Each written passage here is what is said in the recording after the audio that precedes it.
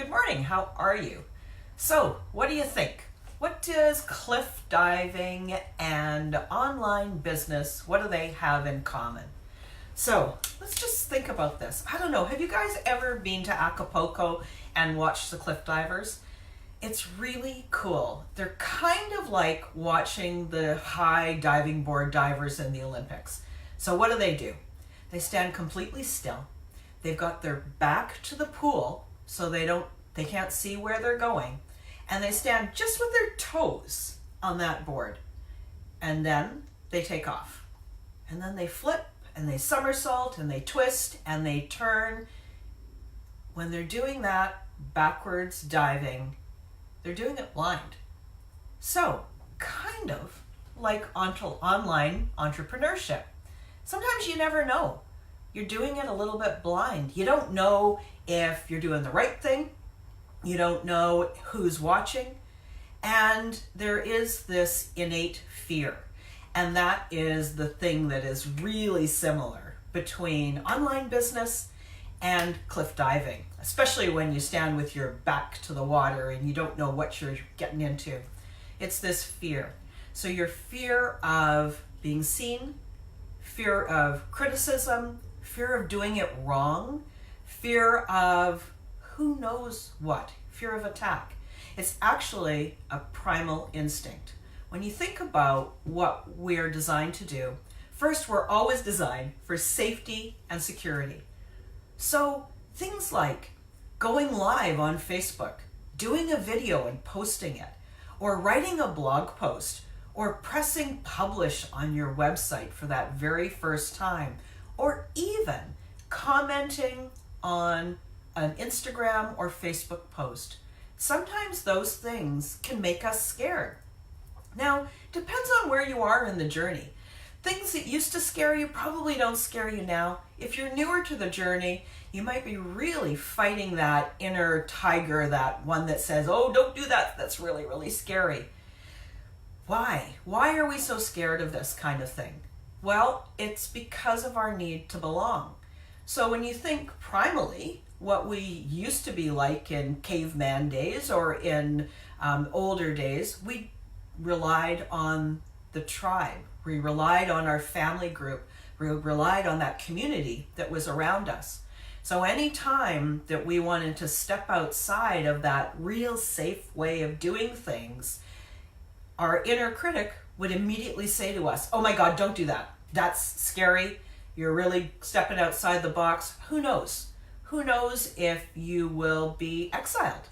And at the heart of it, I mean, it sounds kind of melodramatic, me saying this to you now, but biologically, and at the heart of it, I think that that is one of our biggest fears, is that we won't belong, is that somebody will judge us harshly. It's that somebody will look at us and say, well, I don't agree with you, and maybe there will be harassment. When I think of some of the most recent stories that I've seen, some of the female politicians here in Canada, and as well, some of the teenage climate activists, they get a huge amount of online harassment to the point where they have to hire security, often for their own physical safety. Now, you and I, as an online entrepreneur, we're not in that situation. But that's the extreme of it. And at the heart of it, it may be that that's the thing that we really fear, that potential attack. So what happens when you comment on a Facebook post? Or when somebody comments on your post and they say something that feels uncomfortable to you? So remember that everything that you do, sorry about bumping my camera there, everything that you do, you have your boundaries. You can set your boundaries. So why are we scared of being visible? We're scared of being visible because we're worried somebody's going to potentially attack us, that somebody might ridicule us. We compare ourselves to other people, and in our own mind, we don't measure up. But what do? The first thing we can do is take that first small step. Now, let me just kind of go back to my notes here. There was a bunch of stuff that I wanted to talk about. So I talked about why. Why do I think that we find this so scary? And I really want to start out by this topic was brought up to me. It was in a conversation that I had earlier this week with Christy Whitman, and she had experienced that with a lot of her clients. And I realized that I've written on this in the past on my blog, and I thought, this topic of fear is really big for coaches, for online entrepreneurs.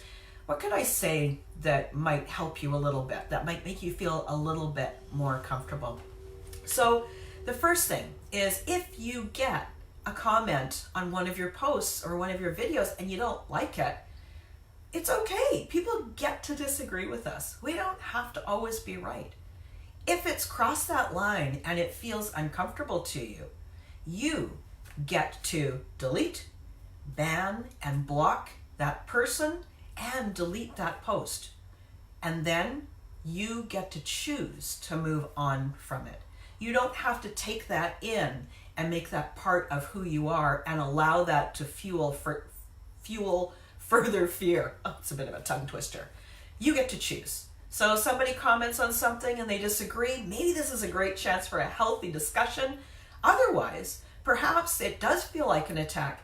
Guess what? Those people are gone from your world. It's really easy to just delete that post, ban and block that person so they can't see your material anymore, and they're no longer able to comment on anything that you've put on. So that's one thing. What else? When I think of comparison, lots of times we're comparing ourselves, and always in the case of fear, unfavorably with somebody else. So remember, if this is your first website, if this is one of the first few posts that you've done, if this is your first foray out into the online world, you're going to feel nervous. And you get to give yourself permission just to suck at it to begin with. You get to say, you know what? I'm going to start. I'm going to make headway. I'll get better as I go along. Sometimes I'll be okay. Sometimes I'll be crappy. And instead of comparing yourself as a beginner or a new person within the industry to somebody who's been around for 10 or 12 years, who looks all polished and perfect on the outside, remember, don't compare your beginning with their middle or their end of journey. And most importantly, think about it. You never know how somebody feels inside.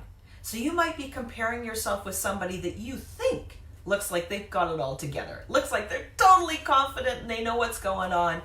You don't know. We don't know if they're still nervous. We don't know if they're trying something new.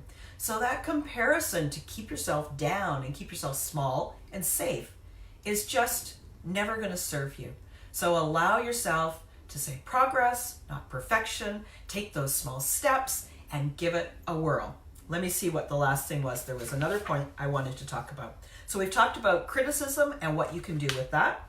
We've talked about comparisonitis, and we've talked about embarrassment. Well, what if you make a fool of yourself? Like, really? Believe me, I've done it. I've done some of these Facebook Lives, and I've gone through and I've talked for 10 or 15 minutes, and then I went, oh my God, that was terrible. And sometimes I've deleted them. That's life, right? I don't have to leave it up if I think it's terrible. Sometimes I do leave it up because I think that it's time for me to get over myself. It's not about me being embarrassed. It's about whether you need to hear that message. And maybe I'm not totally polished. Maybe I'm not a great public speaker. But if I can help you in some way, then I get to choose to not feel embarrassed. I get to focus on, how could my message help you? Are you getting something that you need, something that could help you, something that could make your day a little bit better? So when you're thinking about embarrassment, instead of always focusing on the inside, look on the outside there. See who you're helping and think about, who am I talking to? How can I help them the most? What do they need to hear? What do they need to see? They're having their own struggles. How can I help them? And for me, right away, that really helps me to get rid of that embarrassed kind of feeling. So, what about you? Does any of this resonate with you?